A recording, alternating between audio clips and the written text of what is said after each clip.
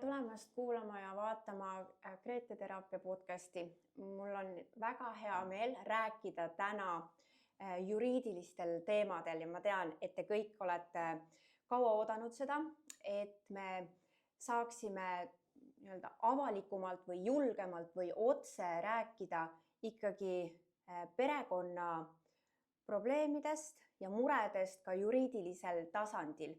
Ja minul ongi täna siin külas üks hästi huvitav isik. Artur, tere! Tere!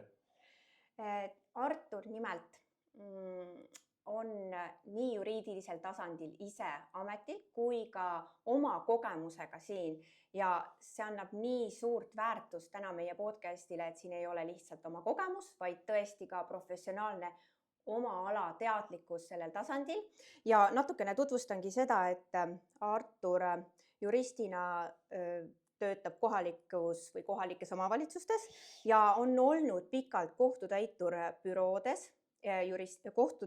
büroodes juristina töötanud. Räägin ma õigesti praegu? Jah, ma kirjutasin selle just enne üles. Ja ütlen selle, loen selle lihtsalt ette ja siis veel Arturi kohta seda, et aastaid on ta tegelikult enda oma kogemuses perekonnas võidelnud oma laste eest, samamoodi nagu meie kõik, eks ju, kes me kuulame ja vaatame seda podcasti. Meil on ju siin oma kogemus kõigil, miks me ei ole oma lapsi saanud kasvatada selliselt, nagu me tahame.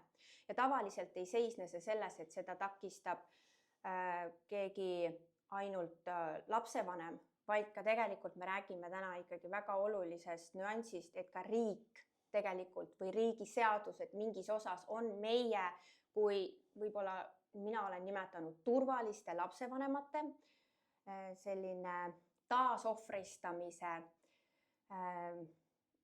riik, öeldes niimoodi nagu laiemalt, et me riiklikul tasandil oleme väga palju taasohvristatud ja miks ma selle ütlen niimoodi välja on sellepärast, et tänu nendele aastatele, mis ma terapeut olen olnud ja just nimelt neid juhtumeid aidanud lahendada inimestel, olen ma näinud, kui palju riiklikul tasandil on inimesed saanud negatiivse kogemuse sellest, et kui nad on emotsionaalsed või nad räägivad välja oma lugu, et saada abi, siis sealt on selline vastuolu ja pahameel, et sa ei tule ise sellega toime. Ja selleks ju tegelikult riiklikud asutused peakski olema.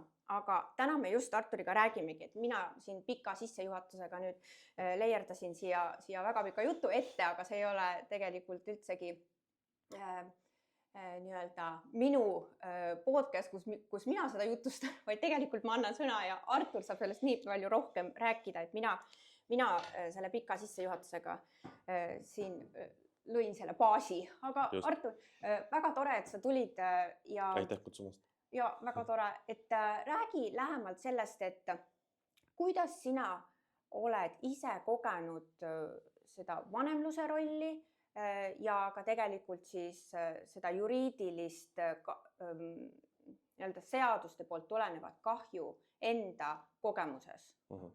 No mul vist on siuke pikem jutt selles mõttes, et jah, seda küll, aga ma olen juba aastaid ehk siis circa 5-6 aastat juba kohtus vaidlemas oma laste üle, suhtluskorra üle, kuni Riigikohtuni välja ja jälle tagasi erinevate aspektide osas ja erinevate asjaolude osas ja põhimõtteliselt see probleem hakkas pihta sellest, et nii nagu tavaliselt sa otsustad, et sa lähed oma partnerist lahku ja kuidagi läheb see kõik edaspidi selliselt, nagu sa ei ole oodanud, ehk siis kui sa eelnevalt oled selle elukorraldusega harjunud, et sa oma lapsi näed väga hästi, sa saad nendega põhimõtteliselt igapäevaselt tegeleda ja võib-olla isegi mõnes mõttes isana isegi rohkem natuke osaled nii-öelda nende kasvatuses ja nii edasi, et sa üritad nendega kuskil väljas käia rohkem kui näiteks ema või mida iganes. Ja lõppkokkuvõttes siis, kui te lähete lahku, siis see kõik puruneb ja edaspidi ei ole enam see, mis ta oli. Mul juhtuski täpselt nii ja läksingi lahku ja üks päev, kui soovisin oma lapsi saada, mulle öeldi ei, põhjused olid täitsa erinevad, kas see nii-öelda kodu, kus ma nüüd hakkasin elama, et mida ma üürin, et kas see ei ole lastele sobilik, kas lastel on oma kodu, lapsed peavad emaga olema või mida iganes veel. Ja lõpuks kuidagi ka sinna lisandus ka see, et ma hakkasin märkama ka selliseid asju, kus ema kasutab nii-öelda lapsi relvana selles mõttes, et selleks, et tagada endale mingisuguseid majanduslikke hüvesid ja vara või mida iganes. Et ma lihtsalt toon näite, kuidas ükskord oligi nii, et ma saabusin nii-öelda kohtumisele oma lastega ja üks lastest ütles mulle, et ta ei tule minu juurde enne, kui ma emaga ei lahenda probleemi, mis on seotud nii-öelda kas korteriga või autoga või vahet ei ole. Kui vana laps oli siis? Tol hetkel laps oli minu meelest vist 4-aastane. Ehk siis teadlikult ta kindlasti seda ise kuidagi välja võluda, kuskilt seda infot ei saaks, kui ta oleks saanud seda ainult nii-öelda oma vanema käest. Ja laps selles vanuses ei tule selle peale üldsegi, et tegelikult kasutada, sest et üks sellise võõrandamise märke või üldse vaimse vägivalla või siis lahutusjärgse vägivalla selliseid tunnuseid on see, et laps hakkab rääkima täiskasvanu lauseid ja täiskasvanu viisil. Ja oled sa seda ka ära tundnud? Muidugi, selles mõttes, et seal hakkas pihta see, et no ütleme nii, et ma hakkasin tundma seda, et see kõik, mida ma kuulen nii-öelda oma lapse suust, on põhimõtteliselt niivõrd kohe tark jutt, et kindlasti kusagil teises kohas seda ei oleks saanud kui oma vanema käest või ma ei tea, vanavanema käest.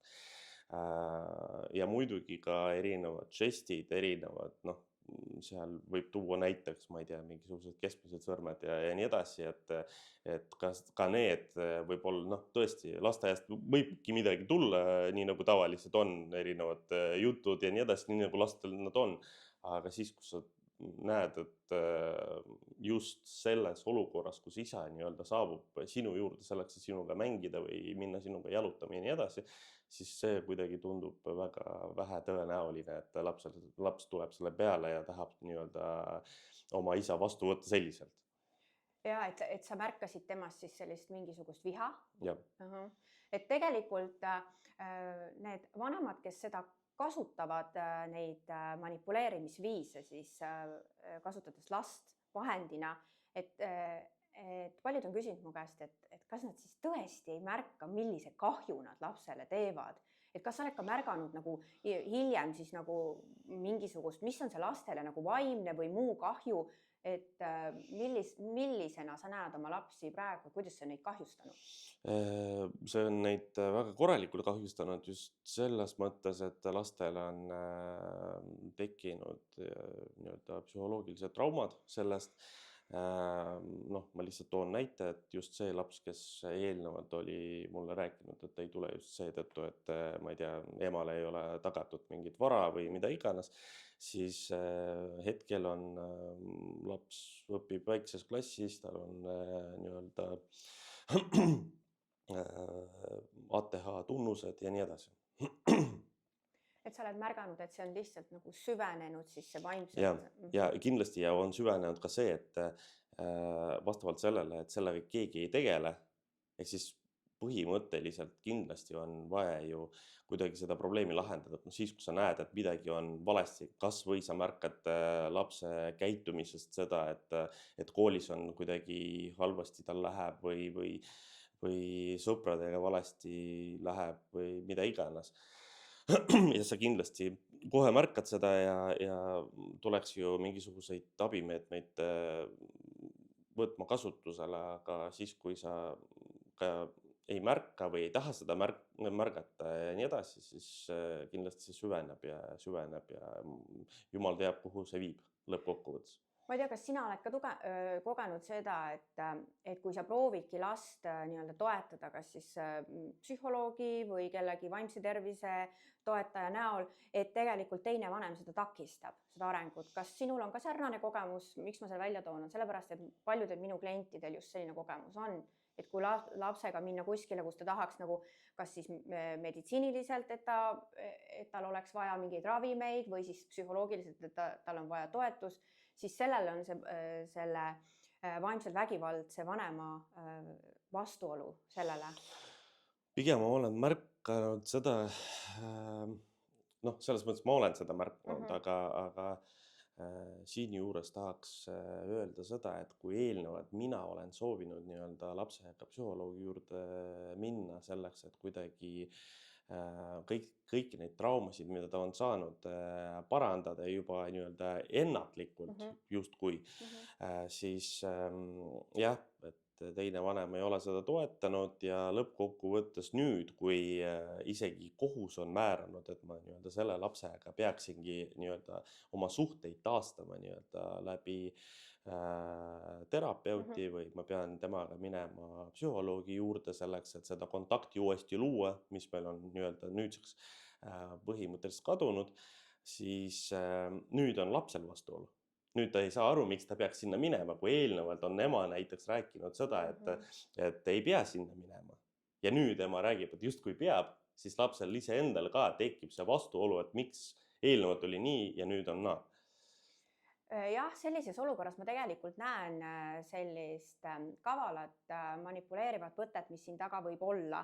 Ma toon näiteks, et vanem, kes on juba lapse ära hirmutanud psühholoogi ees, ühel hetkel ütleb, et aga mine siis. Ja siis, kui ta seda ütleb, siis laps juba ütleb ise, et ta ei taha minna ja siis saab see vanem öelda, et näed, laps ei taha. Et see on selline nagu hirmutamise taktikal või narratiivi muutmise taktikal muudetud uskumus lapses ja siis ongi juba keeruline, aga see on tahtlikult tekitatud, see olukord ja laps peab valima, lojaalsuskonflikt tekib seal, kas laps peab valima, kas ma valin oma vanema heakskiidu või siis, kui ma lähen sinna, ütleme selle psühholoogi juures käies, isegi kui ta käib pärast seda, teine vanem, kes juba tahab niikuinii algselt seda narratiivi muuta või et ta hoiaks seda vastuolu teise vanema suunas, siis ta koju minnes seal teraapiast tegelikult saab veel tugevama nii-öelda sellise surve peale ja see on lõpuks, ma olen avastanud, et ka sellistes olukordades nendel lastel ei pruugi sellest teraapiast olla nii palju kasu, kui et mingis osas võib, aga kui see vanem on vastu, siis ta kasutab neid manipuleerimistehnikaid. Mis sina arvad? See on kindlasti raskem. Selles mõttes, et midagi saavutada on väga-väga raske just seetõttu, et eelkõige on juba kaotatud see side kahe inimeste vahel ehk siis lapse ja teise vanema vahel. Ja lõppkokkuvõttes on ka see, et seda tulemust on väga raske saada just seetõttu, nii nagu ma ütlesin, et kui eelnevalt lapsel tekib see vastuolu oma peas, et kui eelnevalt ta elas aastaid selliselt, et ta teadiski, et ta ei pea sinna minema või ta ei pea teise vanemaga kohtuma, siis nüüd on see narratiiv on muutunud, aga see laps ei kohane niivõrd kiiresti ja seetõttu ka see teraapia ei too mingisugust tulemust just seetõttu, et laps lihtsalt ei suuda vastu võtta seda ja ta ei suuda olla nii-öelda, tal ei ole sellist lülitit, mille tõttu ta peaks nii-öelda üks päev mõtlema ühtemoodi ja teine päev teistmoodi. Kas muidu teraapias olete te saanud mingis osas üldse käia või mingi sammud astuda või? Me oleme proovinud seda, aga jällegi see oli suhteliselt takistatud teise vanema poolt, et lõppkokkuvõttes siiski ka kohalik omavalitsus on juba korduvalt selgitanud, et seda on vaja ja lisaks kohtule, et seda on vaja, seda ei tule takistada ja nii edasi, aga ikka see narratiiv, et et laps ei ole valmis, laps ei taha ja nii edasi, see on niivõrd tugev ja see on üks nii-öelda põhjus, mida kasutatakse igal pool selles mõttes sellepärast, et tegelikult on niivõrd lihtne ju, et kõige lihtsam ongi öelda seda, et laps ei taha.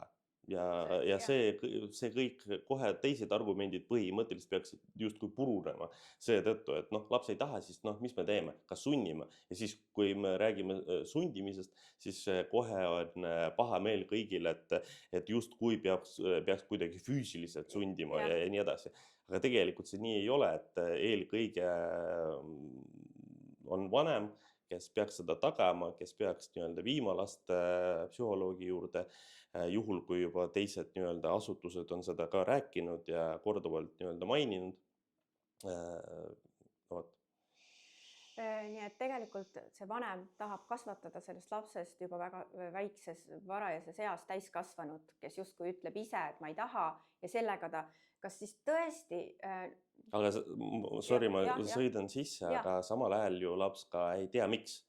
See on tavaline asi, et ma olen seda ka kogenud, et siis, kui sa tuled rääkima lapsega ja küsima, et okei, meil on kõik hästi, me oleme suhelnud näiteks ja meil on kõik tore, me telefoni teel räägime ja nii edasi, et miks sa ei taha tulla või miks sa ei tule näiteks psühholoogi juurde näiteks selleks, et me saaksime kas või omavahel samamoodi rääkida nagu aastaid tagasi.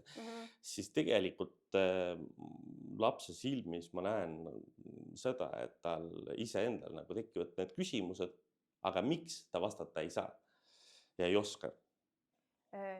Laps on ilmselt segaduses. Ja muidugi. Ma mõtlen, sa rääkisid kohtust, ma saan aru, sa oled käinud ka kohtutee läbi. Jah, nii nagu ma ütlesin, et põhimõtteliselt 5+ aastat kogemust kuni Riigikohtuni välja selle vaidlusega ja ma ei tea, hetkel see ka käib, seetõttu ma ei oska nii-öelda kommenteerida, kuidas see edasi läheb.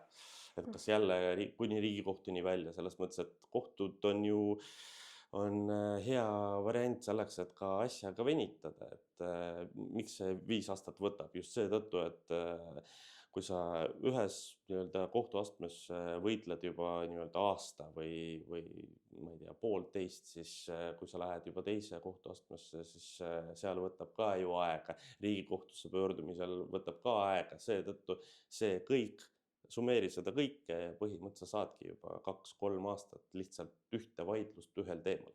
Ja see annab võimaluse sellel vanemal venitada ja võita aega, et lapse narratiivi muuta ja uskumust ja õõnestada sinu suhet lapsega.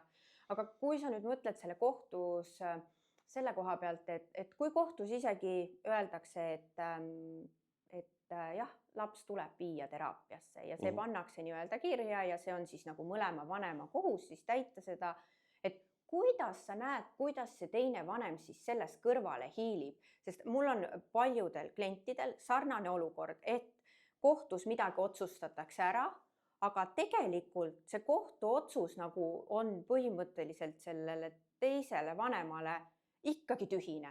Et kas sa oled seda kogenud või pannud tähele, et sellest ikkagi astutakse üle ja ei täideta neid kokkuleppeid,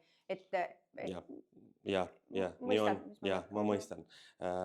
Siin samamoodi üks kõige parematest argumentidest, ma ei tahaks hetkel seda mainida just seetõttu, et pigem äkki keegi hakkab seda ära kasutama, aga tõesti üks kõige parematest argumentidest on see lapse tahe. Et laps ei taha tulla ja teine vanem ei suuda nii-öelda seda kohtumist tagada ja nii edasi. Et seda kasutatakse kogu aeg.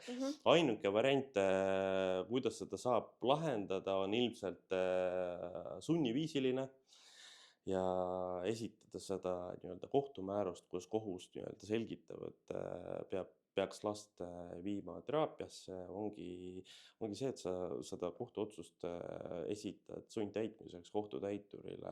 Kindlasti see võib lõppeda kuidagi halvasti, me kõik teame neid lugusid Eestist, kus on need lõppenud halvasti.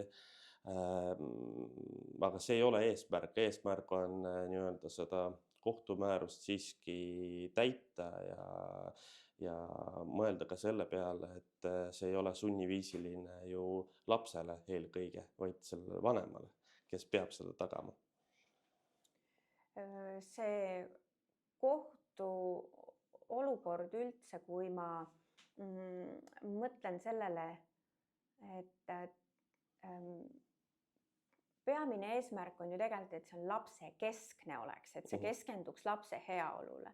Ja kui me räägime siin sellest, et lapse tahe loeb, siis kus sina näed seda errorit või seda nii-öelda nihet, et kuidas saab üldse anda vastutuse lapsele kohtus otsustada, kas talle on teraapia vajalik, kas ta tahab olla ema juures, kas ta tahab olla isa juures või kust tuleb see, et väike laps tegelikult juba otsustab ise ja sellele antakse nii suur sõnaõigus ja vanem, kes tegelikult on nii palju siin maamuna peal elanud, teab, mis on tema lapsele nagu parem ja tõendab selle ja sellegipoolest me kuulame siis väike lapse arvamust muidugi ka, kui on juba võõrandatud teismeline, tegelikult sealt tuleks teadvustada, et kui teismeline, kellel on kas õpiraskused või muud probleemid või siis on tal depressioon ja taodeldakse ka kohtust teraapiat ja ta ei lähe sinna sellepärast, et üks vanem ütleb, et ta ei taha ja juba lapse narratiivi on muudetud, et ta ei taha ja tegelikult kui nähakse, et vajadus ju on, aga laps ise seda ei saa ju öelda ja ta ei teagi. Tegelikult rääkimata veel täiskasvanudki tihti ei lähe depressiooniga ravile, rääkimata veel teismeline, kellel on võib-olla suitsidaalsed mõtted või teod, et kuidas siis nii palju kohtus antakse võimalust otsustada väikelapsel, kui ka siis ka tegelikult hiljem siis ka teismelisel, et kuidas sina seda näed? No mina näen seda selliselt, et eelkõige mina enda jaoks näen kahte probleemi, et üks probleem on tõesti see, et me suhteliselt igast vanusest topime lapsi nii-öelda kohtusse, hoolimata sellest, et kas ta tõesti nagu saab kogu sellest rallist pihta või mitte. Et me pigem kohus soovib üle kuulata last, ta soovib nii-öelda suhelda lapsega, ühest küljest see on hea. Teisest küljest on see halb just seetõttu, et kas see laps tõesti suudab oma ajus tulla selle peale, et mida ta ikkagi siiski tahab ja mida ta ei taha. Et tegelikult mõtleme selle peale, et on palju lapsi, kes hommikuti ka jonnib ja räägib, et no ma ei taha kooli. Mis me teeme? Me ikkagi räägime lapsele, et milleks see vajalik on ja milleks ta peab seal koolis käima, miks ta peaks nii-öelda, ma ei tea, kas või hambaid pesema ja nii edasi. Et sellega peaks olema samamoodi, et lapsel mingis mõttes peab olema võib-olla kuidagi see sõnaõigus võib olla natuke piiratud just seetõttu, et neil on ka nii-öelda piiratud teovõime tegelikult ju.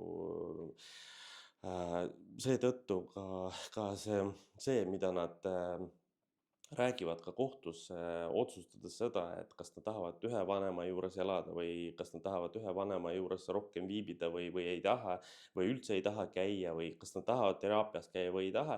Tegelikult seda vastutust tuleks pigem võtta kuidagi mõistlikumalt ja mitte anda lapsele niivõrd palju seda vastutust just seetõttu, et tegelikult ta ju väga ei adu seda, et mis tal vaja on ja kas ta tõesti vajab seda teraapiat või mitte, et ikkagi selleks on oma ala spetsialistid, kes seda hindavad ja kes ütlevad, kas tõesti on vaja või ei ole ja nii edasi, et lapsele sellist vastutust anda.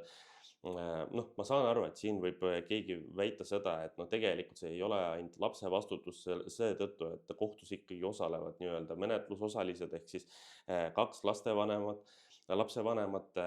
lisaks on ka kohalik omavalitsus, lisaks on ka nii-öelda laste esindaja, aga tegelikult mõtleme selle peale, et kes need kõik esindajad ja kes kõik need spetsialistid on, nad on ju tegelikult võõrad inimesed, et kas jah, nad tõesti võivad hinnata, kas laps vajab mingisugust teraapiat või mida iganes veel, aga lõppkokkuvõttes ka siis, kui see kõik jääb nii-öelda kõik need argumendid jäävad pidama just seetõttu, et laps nii ütles või kas ta tahab minna või ta ei taha minna.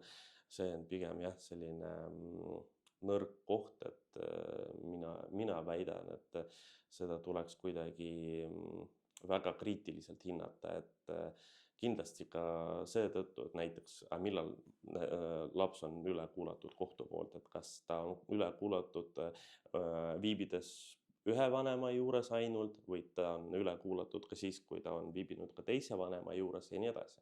Et siin on ka need erisused, mida tuleks nii-öelda silmas pidada nii-öelda selle asja lahendamisel.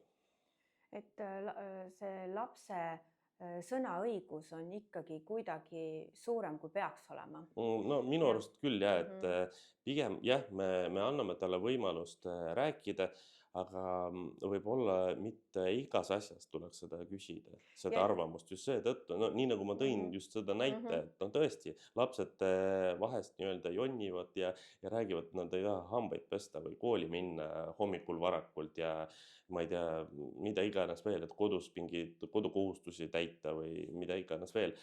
Et siis me ju leiame neid õigeid sõnu ja neid õigeid võtteid, kuidas nii-öelda lapsele nii-öelda ja kuidas last suunata ja kuidas talle öelda, et see on vajalik ja oluline tema jaoks selleks, et ta areneks või tal tervis oleks hea ja nii edasi. Aga siis, kui me nii-öelda hakkame vaidlema kohtus, siis me kuidagi unustame seda ja pimesi anname talle kõik need võimalused rääkida, mis iganes ta tahab või siis seda narratiivi, mida te olete nii-öelda eelnevalt kodus juba ilusti arutanud ja talle nii-öelda seda kuidagi pähe sisse pannud.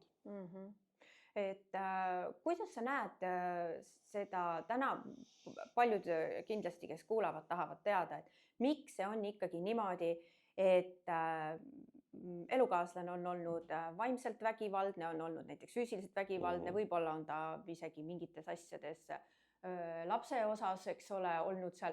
Et kuidas on see võimalik, et kõik need asjad on ka tõendatud kohtus ja kohtu põhiline argument on, et ta on ikkagi lapsevanem ja ükskõik milline lapsevanem, me suhtluskorra jagame 50-50.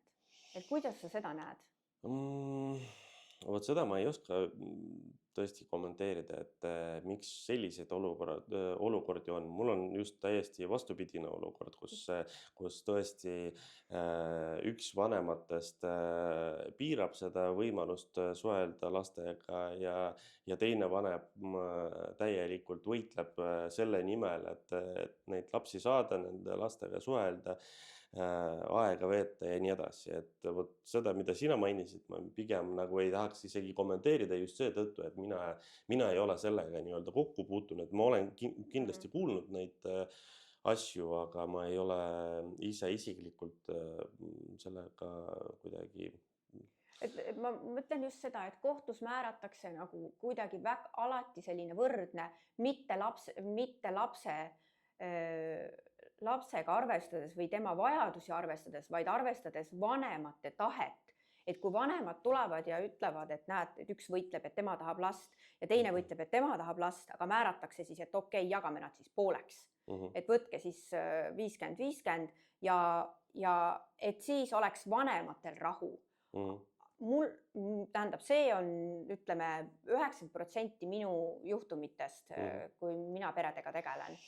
Et mõistad, mis ma mõtlen või? Et see kohus nagu kuidagi, mida mina tajun oma klientide lugude pealt ja nende kaasustest, et nad kohtus ükskõik kui ebaõiglane see lapsele ka ei ole. See määratakse selliselt, et oleks mõlemale vanemale midagi ära antud, et oleks kas see kuidagi, et kust see seadusandluses see nihe on, et seal ei märgata ära seda, et siin on kas manipulatsioon, siin on vaimne vägivald, siin on võõrandamine, siin on mingid asjad, et me peame lapse suunama sinna, kus lapsel on tervem keskkond, mitte lihtsalt jagada, kuna ta on bioloogiline vanem, et jagada nende vahel see aeg ära, et mõlemad oleks lihtsalt rahul. No olgem ausad, et aga kohus väga seda vaimset poolt väga ju ei menetle ja väga nagu sellele tähelepanu ei pööra ja ma arvan, et siin on kõige suurem probleem on meie kohtute nii-öelda koormus. Just seetõttu on kohtunikel näiteks palju lihtsam mingisugust otsust ära teha selleks, et kaks täiskasvanud inimest enam ei käiks seal kohtusaalis ja ei jageleks seal, vaid oleksid nii-öelda rahul või ei oleks rahul ja see läheks edasi. Et mina pigem leian, et Kohus tahab enda kaelast ära saada. Jaa, no arvestades sellega, et kohtutes on ikkagi päris suur koormus ja igal kohtunikul on niivõrd palju neid kohtuasju ees ja muidugi ka see, et kui suur on tõenäosus, et tegelikult seesama rahulolematu olukord naaseb tagasi kohtusse, ükskõik mis pidi? Tegelikult siin on väga suur tõenäosus. Just seetõttu, et see ju oleneb nii-öelda menetlusosalistest, ehk siis kui üks pool ei ole rahul, eks ta ikka leiab seda võimalust, kuidas ja mille peale nii-öelda edasi tähelepanu pöörata selleks, et nii-öelda vaielda edasi. Et ka minul on selline kogemus, kus põhimõtteliselt kuni Riigikohtuni välja me käisime ja vaidlesime. Kohus lõppkokkuvõttes määras meil nii-öelda suhtluskorda 50-50. Seda me täitsime täpselt 2 nädalat. Üks nädal olid lapsed minu juures, üks nädal oli ema juures, teine nädal oli minu juures ja põhimõtteliselt see kõik lõppes sellega, et selle nädala jooksul üks inimene käis nii-öelda kas või minu elukohas selleks, et neid lapsi saada hoolimata sellest kohtumäärusest ja nii edasi. Ja lõppkokkuvõttes mina otsustasingi, et mina selliseid asju nagu ei taha näha, kus mul naabrid peavad nägema selliseid pilte, kus on ka füüsiline vägivald näiteks minu suhtes oli rakendatud ja nii edasi. Ja mina mõtlesin, et ma pakun nii-öelda mingit muud lahendusvarianti selleks, et nii-öelda rahustada seda teist poolt. Ja lõppkokkuvõttes, mida ma sain seda, et ma sain avaldus kohtusse, et ma ei taha lastega olla ja ma ei taha laste elus osaleda. Kust see välja tuli ja kust selline põhjendus ja kust sellised nii-öelda mõtted on tulnud, sellest ma aru ei saa, aga jah, see on ka üks osadest, miks meil nii-öelda kõik need vaidlused venivad ja miks meil need vaidlusi on palju, just seetõttu, et tegelikult võib-olla liiga lihtsakäeliselt võtame neid kõiki menetlusse. Ma saan aru küll, et kohus võttes menetluse, ta ei hinda neid faktilisi asjaolusid, ta lihtsalt peabki võtma seda avaldust menetlusse siis, kui kõik need formaalsed eeldused selleks, et avaldust menetlusse võtta on täidetud. Aga meie need vaidlused on pigem nii kergekäelised, ehk siis põhimõtteliselt, kui mina leian täna seda, et sina oled midagi valesti teinud, siis ma ikka lähen ja vaidlen ja vahet ei ole, kas mul on see tõendatud või mitte. See on ka üks probleemidest, mis on kohtutes, et mina olen näiteks ka kogenud seda, et siis kui sul on kõik tõendatud ja teisel menetlusosalisel ei ole üldse põhimõtteliselt ühtegi tõendit, siis kohus ikka menetleb seda edasi. Ja naljakas on ka see, siis kui näiteks kohtus sa näed, et avaldus või mingisugune seisukoht on esitatud täiesti valede väidetega ja menetlusosalisel ei ole ühtegi tõendit selleks, et tõendada oma neid valeväiteid ja sina tood näitena mingisuguseid faktilisi asjaolusid, millega sa ümber lükkad kõik neid valeväited ja nii edasi, siis põhimõtteliselt me sellega ei tee midagi, vaid me lähme sellega edasi. Et me lähme selles menetluses edasi, just kui seda kõike ei oleks olnud. Just kui see esimene menetlusosaline ei oleks neid tõendamata väiteid üldse esitanud. Et kohus väga nagu ei määra mingisugust sunniraha või ta ei määra mingisuguseid sanktsioone seoses sellega, et esitakse valeväiteid. miks see nii on või kuidas see nii kujunenud, kas see on siis meie puudulikust seadusandlusest või seal on lüngad või miks on see, sest et siin on ju ainult, kohus on ju peaks ju olema eesmärk õiglusele, eks ju. Siin on tegelikult üks aspekt, et ega õigus ei ole sama kui õiglus. Tegelikult siin peab ikka eristama. See õiglus on selline suur mõiste ja mis on ühele õiglane, ei ole teisele õiglane. Seetõttu me ei saagi öelda seda, et õigus on õiglus. No kui meie näiteks lapsevanematena näeme, eks ole, et meie laps on tegelikult ju manipuleeritud, teda kahjustatakse, see on ebaõiglane lapse suhtes, see on ebaõiglane, tegelikult on see trauma, lein ja kriminaalne. Ja tegelikult võtta lapselt ära vanem, kellega tal võiks olla armastav suhe ja luua talle fundamentaalne, hea, tugev kiindumussuhe, mis on alus kogu tema tulevikuks. Ja kui see ära võetakse tegelikult ühe vanema poolt tehes seda tahtlikult manipuleerivalt, siis ju on see lapsele nii ebaõiglane ja siis tahaks ju, et kohus või et see, kes mõistab seda või mõistab selle tulemi, et ta teeks seda siis õiglaselt või et ta näeks seda läbi ja sealt tuleb see minu klientide kui ka minu enda see tunne, et see on ju nii ebaõiglane. No tegelikult on, ütleme nii, et ma olen märkanud seda, et nii nagu ma ütlesin, et põhimõtteliselt on meil kohtusüsteemis või nendes perekonnavaidlustes võimalus põhimõtteliselt esitada täiesti kontrollimata, põhjendamatu ja kohatuid nii-öelda väiteid. Keegi väga seda ei kontrolli ja juhul, kui teine pool ei oska ennast näiteks kaitsta või tal ei ole juriidilist abi või mida iganes, siis seda võetakse tõsiselt ja see on üks probleemidest. Miks see nii on?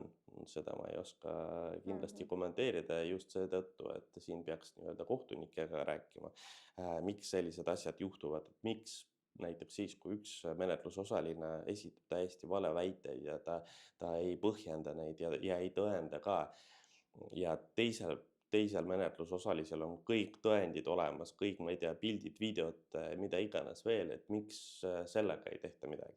Kui sa mõtled enda kogemuselt, mis on sinu jaoks selles kohtusüsteemis või selles, mis peaks muutuma, et tegelikult lapse jaoks oleks see lahendus, päriselt õige lahendus, sest et kui me arvestame seda, et teine vanem ei muutu, ta teebki oma tegusid, ta kavatseb manipuleerida, ta teeb seda lõpuni välja, igas erinevas vanuse astmes lapse puhul ta kasutab erinevaid manipuleerimistehnikaid ja see on ju tegelikult kius nii lapse kui ka teise vanema osas, ehk et perekonna kius ka peale lahkuminekut jätkub ja veel tugevamalt, ehk et kuidas sa näed, et see saaks üldse lahenduse või mis peaks olema siin muudetud või nähtud või kas siin on, paljudel on see ohvriabi, siis on see lastekaitse, siis on perelepitus, siis advokaadid, juristid, ühesõnaga kõik see kaasatus sinna sotsiaalvaldkonnas kõik seal, et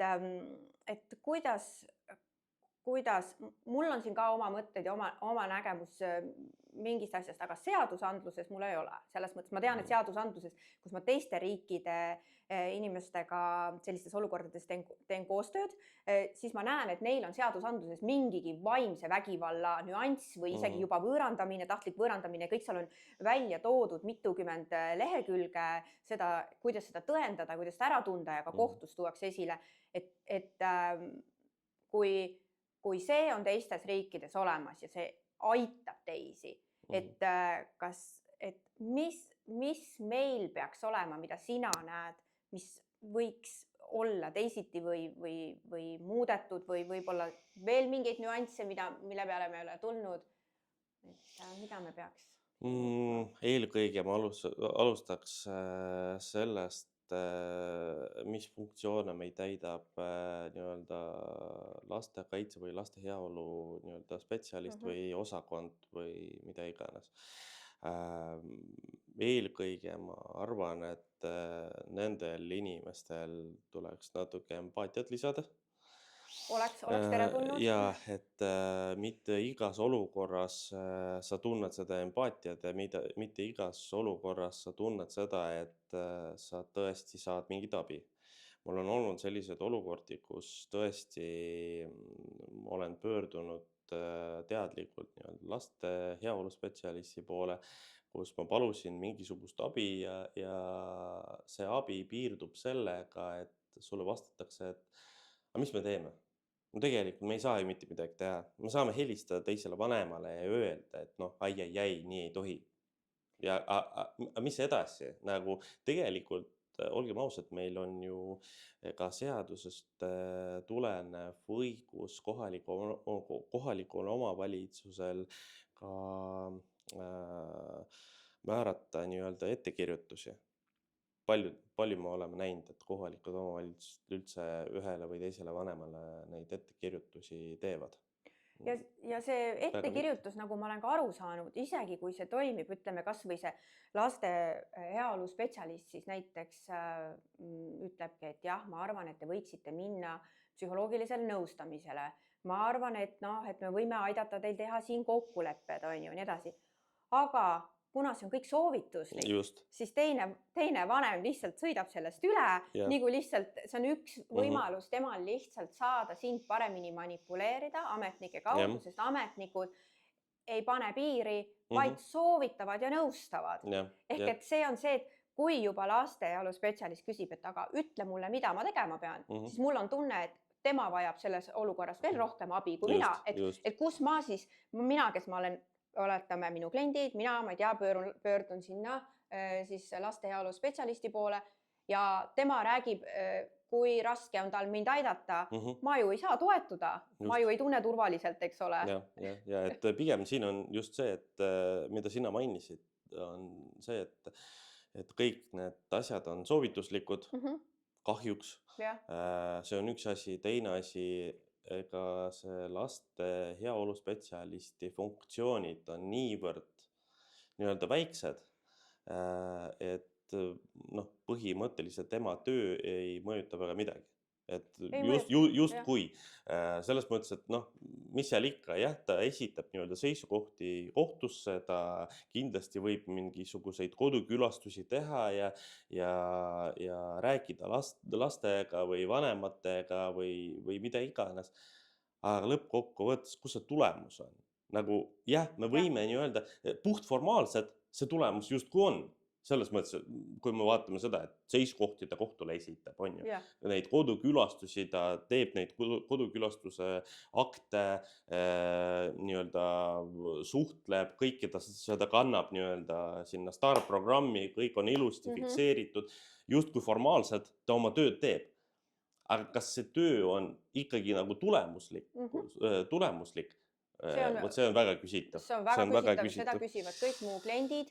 Ja minu kliendid on selles süsteemis just, kus lapsele peaks olema siis toetus just see vaimne pool sealt, et näha, et mis on õige lapsele, mis vale, on soovituslik, siis tegelikult ütleme, et nendel vanematel, kes tahavad manipuleerida, see riik on nendele. See riik on nendele, tulge ainult, siin oli ju ka uudistes lugu, kuidas laps ju ära rööviti ja isikukaitseseadus takistab meil tuvastamast asukohta. Ehk et siin kindlasti peab me lähtuma sellest, et ega see, mida kajastati nii-öelda meedias, võib-olla me ei saa kohe hinnanguid anda, et kas see on õige või ei ole õige. Just seetõttu, et me ei tea ka ühe ja teise osapoole nii-öelda argumente ja millest see tuleneb. Võib-olla tõesti üks inimene ongi põgenenud sellest suhtest, mis oli vägivaldne, vaimselt traumeeriv ja nii edasi. Kes teab? Selles mõttes, et seda kohe nii-öelda puhtalt võtta ja sellele viidata võib-olla ei olegi kõige õigem. See oli huvitav, sellele ei pea pikemalt peatuma, aga seal oli huvitav et miks ei saa tuvastada teise vanema asukohta üldse, et aru saada, et mis siin on toimunud, oli isikukaitseseadus toodi nagu esiplaanile, mis on nagu ehmatav, sellepärast, et kui on ikkagi kas vägivaldne olukord, ükskõik mis vormis, see isikukaitseseadus tundub tühine, selle kõrval vähemalt nagu, see on lihtsalt minu tagasihoidlik arvamus siin, seda ei pea keegi nõustuma sellega, aga lihtsalt arvestades seda, et kui me kogeme vägivalda perekonnas, ükskõik mis vormis kumb kellegilt lapse ära võtab või mis iganes, siis see sõna isikukaitseseadus tundub sealjuures nendele, kes kogevad seda naljakas või lihtsalt nii väike. No seda küll jah, aga rääkides üldse sellest süsteemist, vaata sa küsisid, et mis vajab nii-öelda muutmist. Et eelkõige me rääkisime sellest laste heaolu spetsialistidest ja laste heaolu nii-öelda süsteemist üleüldse. Teine aspekt on õigusabi. See õigusabi peaks olema suuremas osas saadaval, see õigusabi peaks olema lihtsamalt saadaval, mitte selliselt, et me hindame nii-öelda isikute majanduslikku seisu ja me nii-öelda hindame, kas tal on seda abi vaja või ei ole. Et pigem ma lähtuks ikkagi selliselt, et kas tõesti isikul on seda abi vaja, kas tal on nii-öelda mille pärast see abi mille pärast ta seda abi vajab ja nii edasi. See on üks aspekt ja sellepärast, et eelkõige mina olen märganud ka seda, et oletame, kui sul teiselt poolt on isik, kellel on nii-öelda advokaat olemas ja sul ei ole selliseid majanduslikke ressursse selleks, et endale advokaadi palgata, siis tegelikult sa oled põhimõtteliselt kohe kaotaja ju. Tegelikult. Sul ei ole mitte midagi vastu panna, sul ei ole vastu argumente esitada, sa lihtsalt tuled sinna kohtusaali selleks, et nii-öelda oma last saada, aga sulle kogenud ja hea advokaat teiselt poolt leiab igasugu põhjendusi, miks sina ei pea selle lapsega olema ja nii edasi. Seega üks aspektidest on ka see, et see õigusabi peaks meil olema Eestis ikkagi rohkem saadaval ja paremini võiks seda saada. Ja kolmas aspekt on, see on kolmas ja neljas tuleb ka, kolmas aspekt on see, et kõik need perekonna vaidlused ja laste vaidlused meil venivad jõhkralt. Ja kui rääkida nii-öelda kohtus, siis ega kohtunik ju nii-öelda tulles hommikul tööle, ta väga ju ei mõtle selle peale, et see asi mul on siin juba, ma ei tea, pool aastat niisama, et pooled seal vaidlevad ja see vaidlus kestab juba pool aastat, aasta või mida iganes. Ega kohtunik ju ei mõtle selle peale, kohtunik tuleb oma tööd tegema ja ta ei mõtle selle peale, et tõesti võib-olla üks lastevanematest on lastest eemal olnud juba, ma ei tea, just aasta. Kes sellele peaks mõtlema siis?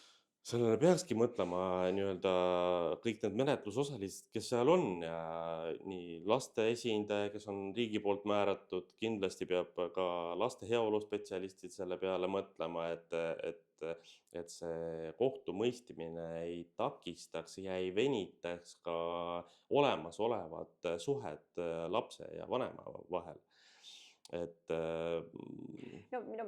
Minul on siin selline arvamus, et meil tuleks tuvastada ära tegelikult vaimne vägivald. See on kõige alus sellele, et kui me tuvastame, kui meil on seadusandluses selle kohta ikkagi seadus, mis näitab ära ja see on tuvastatav. Ja miks ma tean, et see on tuvastatav, sellepärast, et ma ise selle tuvastamisega tegelen, ma olen õppinud koolitama aitamaks spetsialiste dokumenteerima vaimset vägivalda, mustrit läbi nägema. Ja see on tegelikult vägagi võimalik ja nüüd ma näen sellest tohutu suurt puudust. Just selles, et spetsialistid oskaks selle ära näha, oskaks selle dokumenteerida ja selle kohtule edastada, et kohus näeks seda paremini, seda selgust, sest siis saab laps ikkagi, et me kasvataksime Eestis siin järglasi terve närvisüsteemiga. Sest me kasvatame ju järjest rohkem sõltlasi, alkohoolikuid ja muid, mis iganes, sest et lapsed, kes kasvavad sellistes perekondades, närvisüsteemid on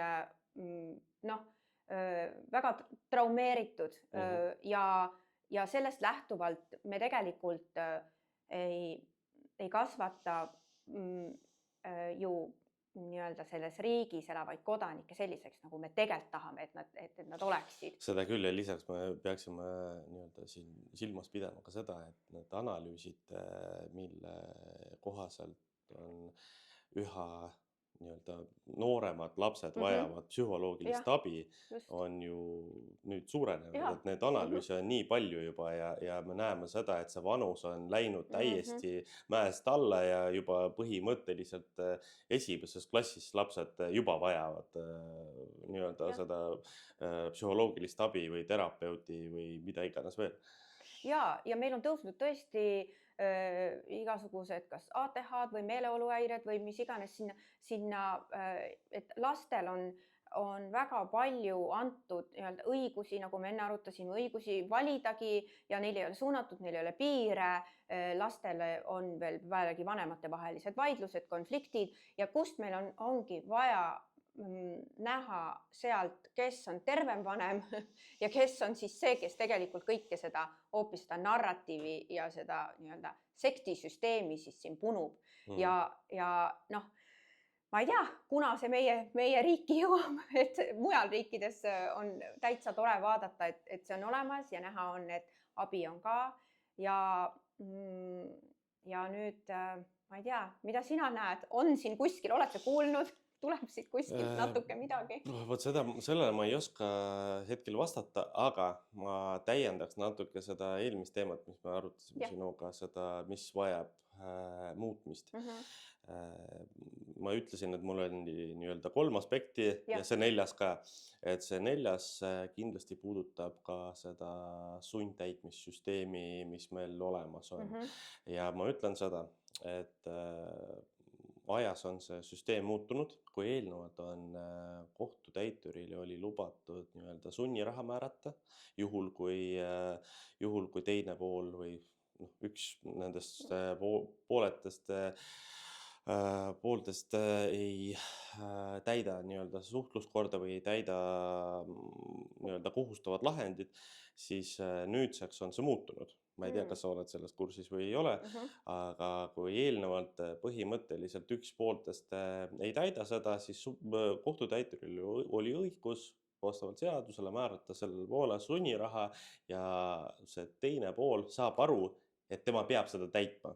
Tal on põhimõtteliselt kohe rahaline karistus, mida ta peaks nii-öelda maksma riigile, riigikassasse ja pool saab aru, et ega tal ei ole võimalik kuidagi kõrvale hiilida sellest ja nii edasi, sellest kohustusest, mida ta peab täitma. Siis nüüdseks on see muutunud ja nüüd siis, kui näiteks sa esitad seda suhtluskorda või mingid kohustavad lahendid kohtutäiturile, siis nüüdsest juhul, kui näiteks sa esmaspäeval tuled oma lapsele järgi ja last sulle ei anta, siis hakkab trall pihta. Just seetõttu, et siis sa esitad kohtutäiturile taotlust või seda avaldust selleks, et ta määraks sunniraha. Aga kas tema määrab? Ei, tema ei määra. Kohtutäitur võtab sinult tõendeid, võtab seda taotlust ja esitab seda kohtusse. Ja kohus hakkab lisaks sellele, et näiteks hetkel vaidlete ka kohtus nii-öelda suhtluskorra osas, kohus hakkab nii-öelda vaatama ja läbi vaatama seda, miks teine pool nii-öelda mingid esialgsed õiguskaitsed või kohustavad lahendid hetkel juba ei täida. Ehk siis kohus peaks otsustama, kas ta sunniraha määrab või ei määra. Ja mis sellega tekib? Sellega jällegi tekib see venitamine. Kui eelnevalt kohtutäitur reageeris suhteliselt kiiresti ja teine pool sai kohe aru, et ta peab seda täitma, siis nüüdsest see kõik venib. Kohus jällegi, kohtul võtab aega selleks, et seda menetleda. Ja ma ütlen ausalt, nii palju kui mina tean, siis neid sunnirahasid, mis on kohtul nii-öelda läbi käinud ja kus kohus on seda rahuldanud, on üksikuid. Ehk siis põhimõtteliselt oletame, ma lihtsalt toon näite, oletame, nii nagu ma ütlesin, esmaspäeval sa tuled oma lapsele järgi. Laps peaks tulema sinu juurde nii-öelda nädalaks ajaks. Sa tuled, last ei ole selles üleandmiskohas. Last ei ole. Sa helistad lapsele, sa helistad vanemale, last ei ole, last sa kätte ei saanud. mida sa esimese asjana lähed tegema? Sa lähed, võtad ühendust kohtutäituriga, ütled, et palun esitama seda sunniraha määramise nii-öelda taotlust kohtusse ja nii edasi. Aga sa istud ju ilma lapseta ja sa istud nädal aega. Okei, hakkas pihta nii-öelda teise vanema nädal, laps on tema juures. Sa lähed järgmine esmaspäev sinna, last jälle ei ole. Sa jälle lähed kohtutäituri juurde, sa jälle kirjutad taotlust. Aga see venib kõik.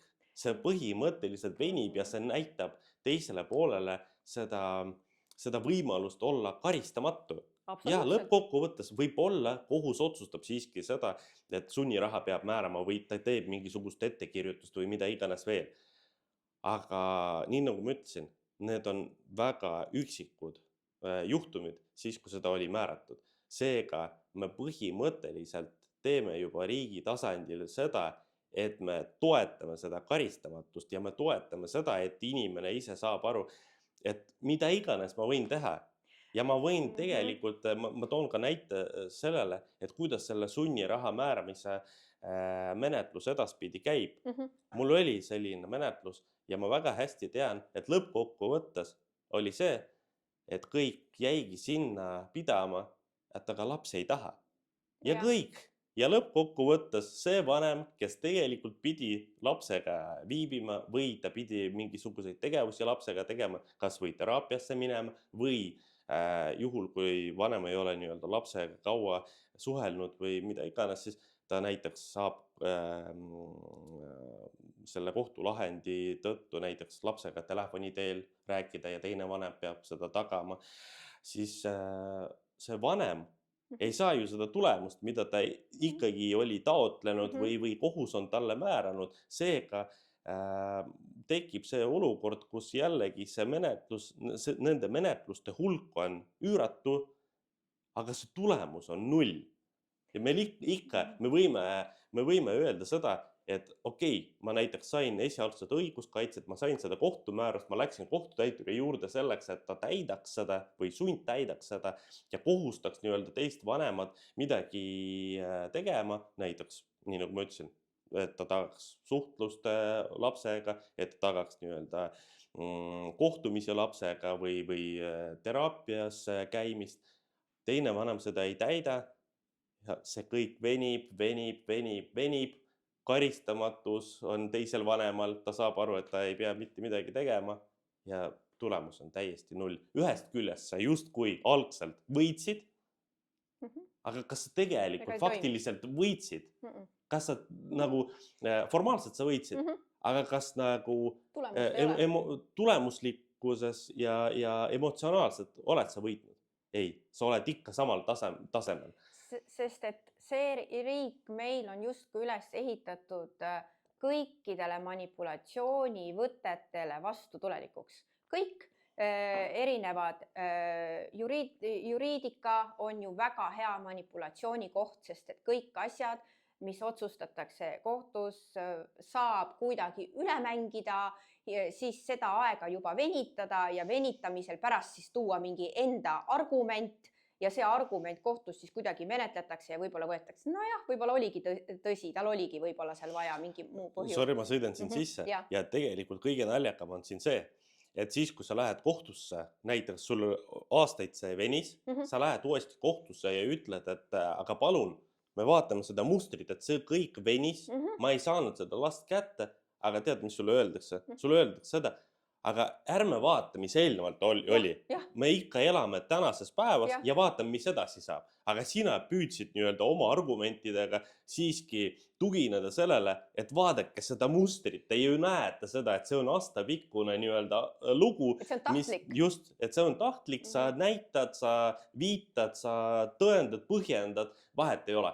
Sulle ikka öeldakse, et noh, kuulge.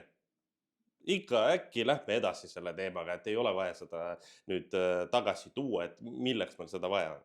Ja seetõttu minu kliendid tajuvad ja tunnevad kohtusüsteemist hoopis võimalust, kuidas neid saab veel rohkem karistada. Ehk et kui me jõuamegi sinna, et me oleme läbi käinud kõik sellised süsteemid siin, et kõik see, mis võiks toetada sellises olukorras ühte inimest, meil toetust ei ole.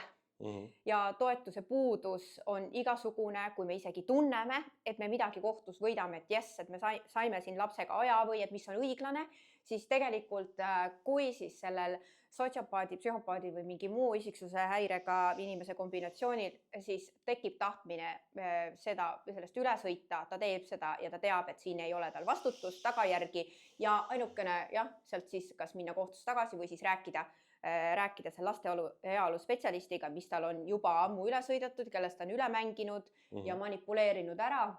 Ja võib-olla neid laste heaolu spetsialiste on ajas vahetatud juba 100 tükki. Ja nad ju vahetuvad ka ja neil on ikkagi selline nii-öelda üleüldine suunitlus on lihtsalt soovitada, nii et tegelikult kui ta näitab omal selle näo seal ära, ja siis ütleb, et ei, väga tore on see lapse ema või isa, et me saame nagu, ma ei tea, kuidagi manipuleerib ära selle olukorra, laste heaolu spetsialist annab kohtule selle edasi. Ma ei taha siin selles mõttes öelda, et see oleks nii primitiivne, aga päris palju, kui ma aus olen, minu kliendid ütlevad, et see nii primitiivne just ongi. See suhtumine, sest et jällegi, nagu saagi tõid välja enne, et sa vajad, et nähakse seda, mille algselt sa kohtusse pöördusid või mille algselt sa üldse seda sinna tagasi pöördusid või kohtutäituril teada andsid, siis seda enam ei menetleta. Menetletakse seda, et kuidas te nüüd võiksite paremini läbi saada. Ja tegelikult läbisaamist ei ole võimalik ju teha, nagu me teame, kellelgi, kellel on pahatahtlikud kavatsused meie osas. Nii et nagu ehk, et kuhu me oma jutuga jõuame, me jõuame selleni, et meil on teadlikkus, me teame, et mis meid ees ootab, kui me kohtus oleme. Siis ma mõtlengi, et juriidiline abi võib ju olla, aga kui juriidiline toetus, näiteks kui sa ütledki juristina toetad kedagi selles, kui kohus ikkagi tegelikult ei aita sellest läbi või ei anna sulle seda tulemit, kas see on siis pigem võib-olla isegi aeg-ajalt kahjustavam? Nagu ma ei mõtle juristi palkamine, aga kogu selle protsessi läbitegemine, kui et mitte läbitegemine. Ta on kindlasti kahjustavam. Just seetõttu, et lõppkokkuvõttes sa ju kahjustad enda närve, enda ressursse ja ka oma lapsi, sellepärast, et tegelikult, kes tahab traumeerida? Tegelikult mõtleme selliselt, et lapsed on nii-öelda puhtad hinged. Et kes tahab väga, et lapsed juba väikse saadik käiksid kuskil kohtus mingisuguste tädide juures, kes on laste heaolu spetsialistid, kes kurja pilguga vaatavad ja küsivad, et mida sa ikka tahad ja kellega sa ikka tahad. Laps ei saa nii-öelda ise mõelda ja valida ja ta ei oska võib-olla mõnes mõttes.